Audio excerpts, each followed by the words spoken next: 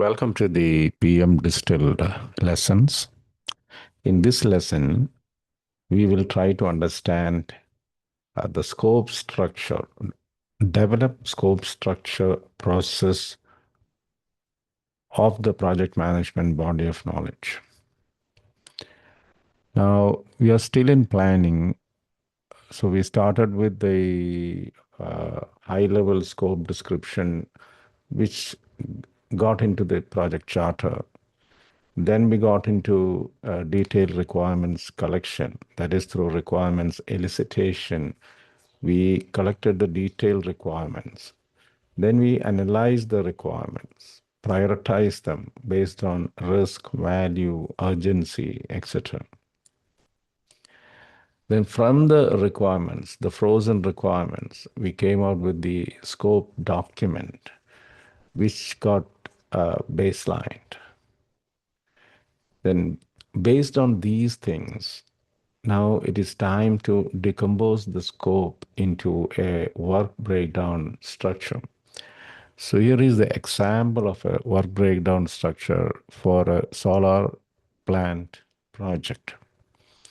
At level 1, we have the project, that is 1.0. We have the solar power plant project, 50 megawatt.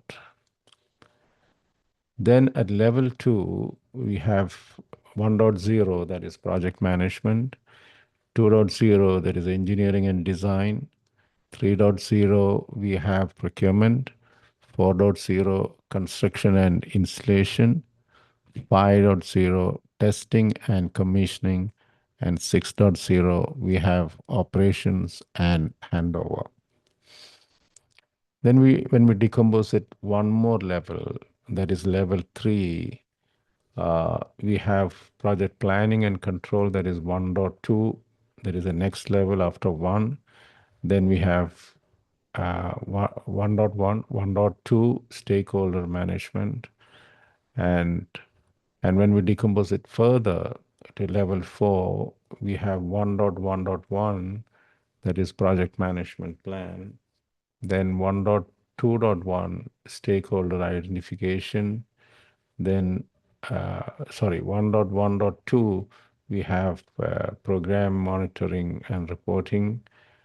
So likewise, we decompose to further levels. So we have level 4 here and level 5 here. So as we decompose it to further levels, the scope clarity improves. And here the key thing is, the lowest level in the WBS, we call it as a work package. So here now level 5. So level 5, it gets into activity level. So we don't decompose the work package. While doing the WBS, we don't go till the activity definition. So we stop at 1.1.2. So progress monitoring and reporting is a work package because there is no work package below it. So the lowest level in a WBS we call as a work package, and it is at the work package level we estimate the cost, the resources, and the cost. So by the time now for every work package, we have a WBS dictionary. So in this case, this particular WBS dictionary is for WBS or the work package 4.2.2. So what is 4.2.2? It is here, that is module installation. Then it gives additional information. What is objective, scope of work, deliverables, acceptance criteria. So everything is defined at a work package level in the form of a WBS dictionary. So WBS dictionary provides additional information about the work package so that the person who is really performing that job can do it have the sufficient details to perform it the right time, the first time right. In this scenario, the WBS levels legend. Level 1, it is the project. Level 2, it is the major deliverables. Level 3, sub-deliverables. Level 4, work packages. And level 5, planning packages. Those are the activities. So a classical, according to the PMI, the classical definition of WBS, WBS, we don't decompose to the level of activities. So we maybe in this scenario, we stop at level 4. So that is $1 million question. When do we stop decomposing the scope into WBS? Till what level? PMI has given a very, very useful heuristic here. We call it as 880 rule.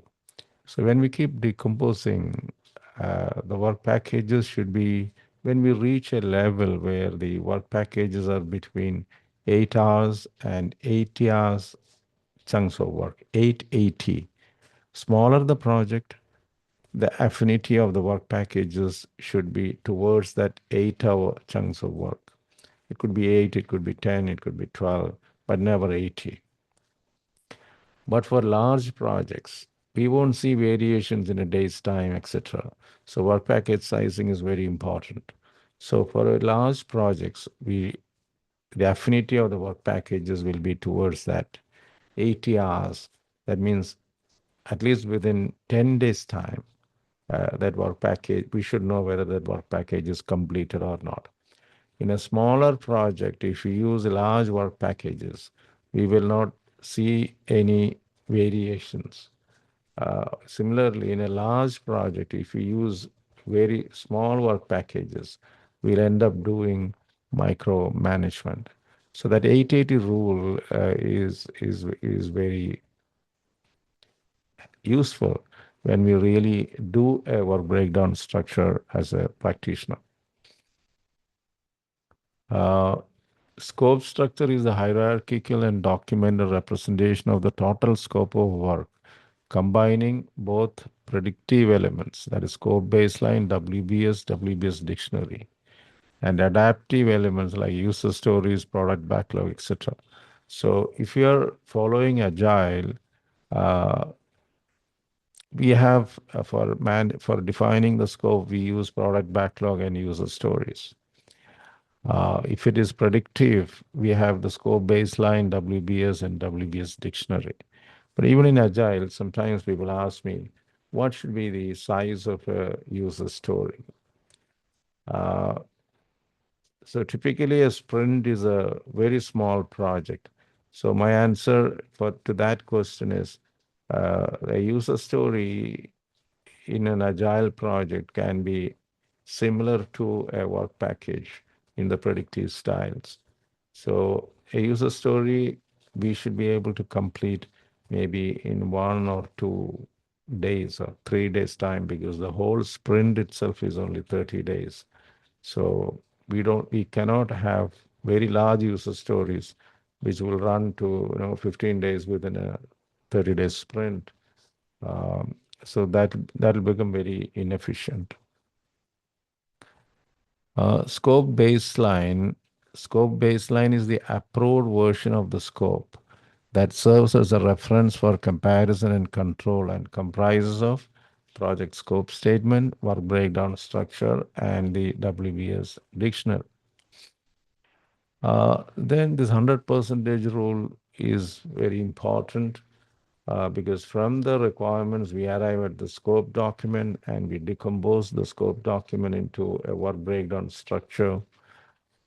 And once the work breakdown structure is approved, for all our further planning, execution, and monitoring and control purposes, it will be based on the WBS. So WBS should have 100% coverage of the scope. If something is not included in the WBS, most probably it will not be there in the final product. So that is the 100% rule. 100 percentage of the scope must be included in the WBS. Then we have 880 rule, which we discussed, the decomposition guideline. Work packages should be between 8 hours and 80 hours chunks of work. And the levels in the WBS, multiple levels. So one of the key characteristics of project was progressive elaboration. So here, when we define the scope and decompose the scope, the progressive elaboration characteristic of project is in play. That means when we create the charter, only high level scope, then we requirements elicitation, uh, more granular, more detailed scope.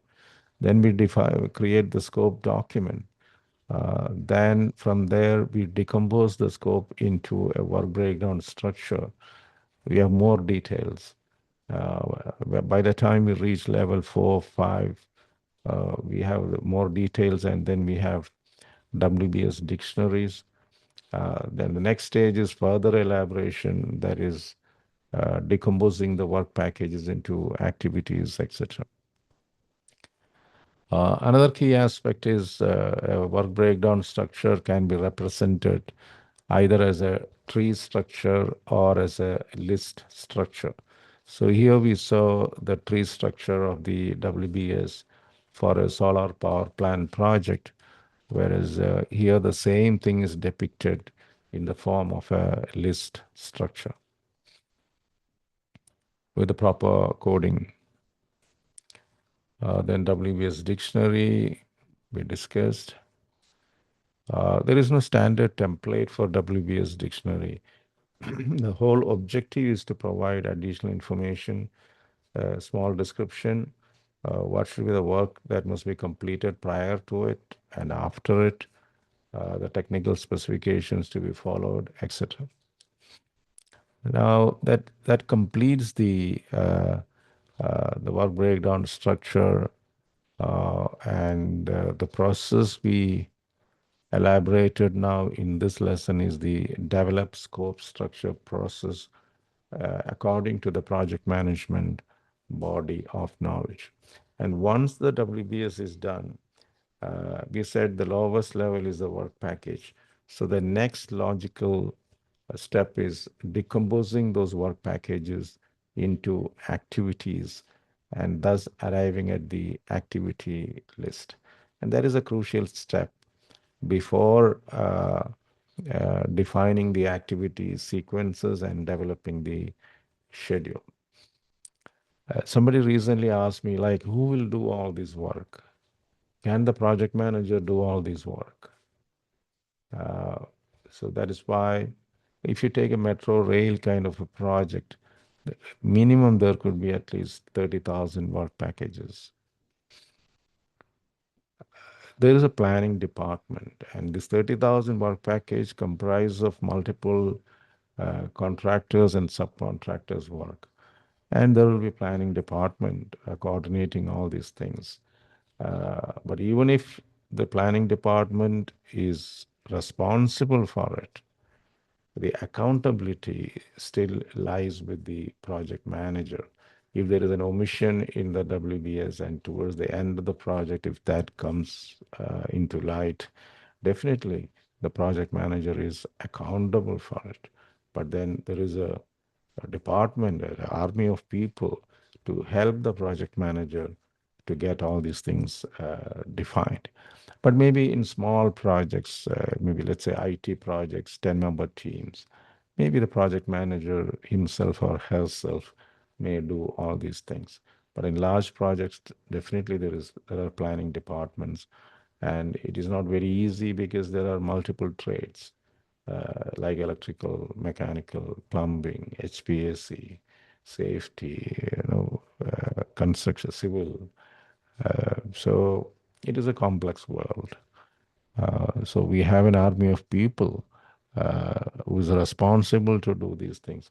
Still, that accountability lies with the project manager. I hope you got good value from this lesson. This is recorded as part of the PM Distilled series. And this is included in the PMdistilled guide. The URL to the guide is given in the description of this video.